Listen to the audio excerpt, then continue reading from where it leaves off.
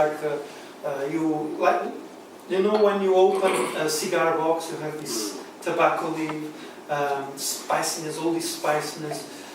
So it's a different world from this. This is we were discussing about this. I love this 2003, but many port consumers, you know, the English from the St. James's clubs and you know, these people who have been drinking ports for 70 years would consider this to be too young for them.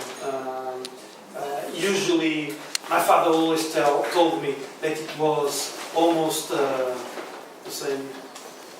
Was infanticide to drink a vintage port with less than 10 years. But in his generation, you have to think that they didn't have machines to take the stalks away. The grape varieties were not selected. So in a vineyard you could have 50 different grape varieties. And by the way, we were the first ones to plant plots, a single block of a different grape variety, and vinify them separately. So when you pick a vineyard that has 40 different grape varieties, some are ripe, some are overripe, and the others are green. So that's why you had, when the vintage port were young, they were so astringent that you could almost put a spoon and the spoon wouldn't move, because the wines were very tough when they were young.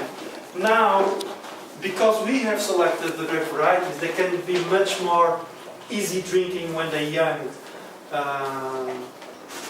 And I love this fruity character, this explosion of fruit in this whole tree. Obviously, I agree. It's still young, but I have a lot of pleasure in drinking this wine. So you mean because of the technology, you can drink, you're able for us to drink it younger now? Younger, yeah. Because technology is always a word that frightens me, but yes, it is. Yeah, but in fact it's technology.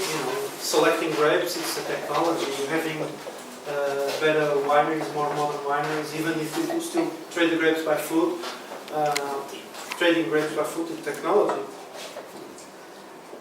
We give the publicity slide for the LBD and just flash it.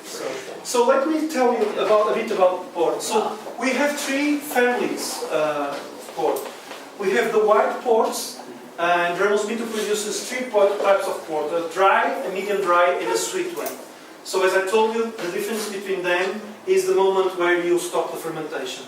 They are all made with white port grape varieties. They call Rabigato, Arinto, Malvasia Fina, Côdega, there's several. Very difficult to pronounce. Well, not for me though. And then you have the red ports, and in the red ports you have two families. Those who are aged in pipes, port pipes, or port barrels. Barrels have porosity. The oxygen goes through the pores. And when the wine is in contact with the oxygen, the pigments fall and the color gets lighter. This is a typical tawny color. Then you have the ruby or the vintage port family, the LBV, late bottle vintage and vintage, where they have a very deep color. Even a 20-year-old vintage port wouldn't be very far from this. And this is a 20-year-old tawny. So you see, this is a ruby color and a tawny color. There was one of our colleagues who was saying that the ports have names of lipsticks. I thought this was very funny.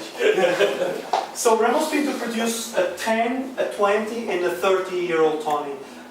They are all multi-vintage ports, so blend from different vintages. Our 10 and 20 are from single quinta ports. And then in the ruby family we have a standard ruby, a reserve ruby, LBV, and vintage. And Ramos Pinto we have a full collection of different vintage ports from, we even have vintage from the 20th century, 19th century. So we are very lucky to have all these wines, different vintage ports. So maybe I should. I always like to give suggesting pairings. Port is a very versatile one. So you almost can do a dinner from the beginning until the end with port. I like to do this. I did that in London, in Paris, in New York, because sometimes, especially in Europe, you have these ideas that, for instance, France, people think port equal to aperitif.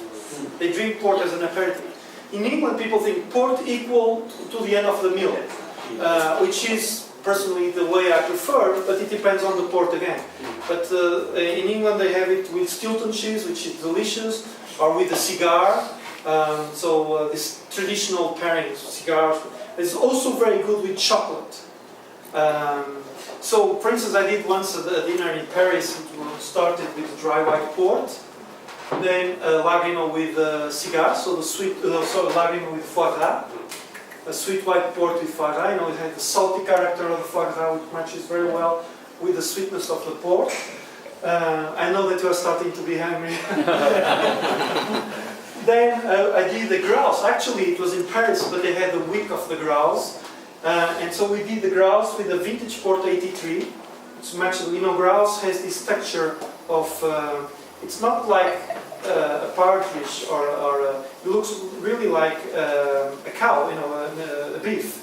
It's very, it's very raw, and it was perfect with vintage port. Then an older vintage port with Stilton. And then we finished with a 20-year-old Tony with the dessert, and then a 30-year-old Tony with the cigar. So it's a whole meal with port. And this is, just to explain people that, I like to shock people because, I like that people open their mind and say, for instance, in England, people think a lot about port during Christmas. But, if you like port, why should you only drink port during Christmas? And I think that's actually right, because historically, fortified wines were much more the norm than the dry, and they were much more in demand because of their actual quality, much more full-bodied, sort of filled out the thinness of an unfortified wine. So I'm actually toying the idea of doing a fortified wine dinner here, sherry, Madeira, port, and do the whole thing right from aperitif right through to cigars. Well, sherry. No taxis to take us away. We'll arrange the taxis. So there's also a very interesting characteristic, because every port producer has his own style, his own signature. And Ramos Pinto vintage port have a very clear, it's very, almost for those who are used to drink vintage port, it's very easy to find Ramos Pinto vintage port in a blind tasting. Because in our wines, there are type of aroma, in our vintage port, type of aroma that in Portuguese we call esteva. Esteva is a bush that grows in the Mediterranean countries, has a white flower. The flower doesn't smell, but the leaf secretes a resin during the summer, who has a very intense aroma. And for some reason, the wines can get that aroma in only the best years. These bushes surround the vineyards. I think you have this also in some places, like in Australia with the eucalyptus. That's right. And this is the same thing. And this type of aroma, in English, the name of the plant is gum sisters or gum cistus. I'm not sure. I think it's the Latin gum, because it's sticky. The plant is sticky. Well, we don't have it in England. Just you see it in Spain, a lot in Portugal, Spain, and in Italy, maybe in France, obviously. And if you want to see in the internet, you will find it. And it's this type of aroma, which is obviously here you feel the fruit, but you also feel this type of aroma. It's not pine, it's not eucalyptus, but it's in this side of the aromas. You know how we call this rose of aroma? When you have these flowers with aromas. Floral. No, this when you have this wheel of aromas, it's in the same side, I would say. It's a bit balsamic. Balsamic would be the right word.